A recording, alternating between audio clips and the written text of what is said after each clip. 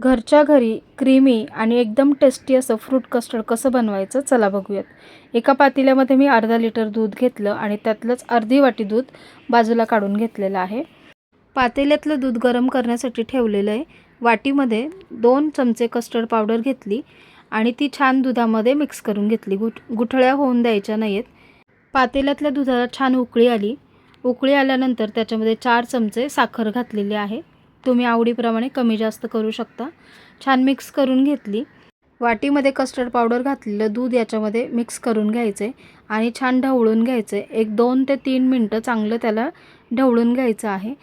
काजू आणि बदाम एकदम बारीक असे कट करून घेतलेत आणि ते मी घातलेलं आहे 1.5 चमचे याच्यामध्ये. ते घातल्यानंतर छान मिक्स करून घ्यायचं आणि हे मिश्रण पूर्णपणे थंड होऊन द्यायचं आहे.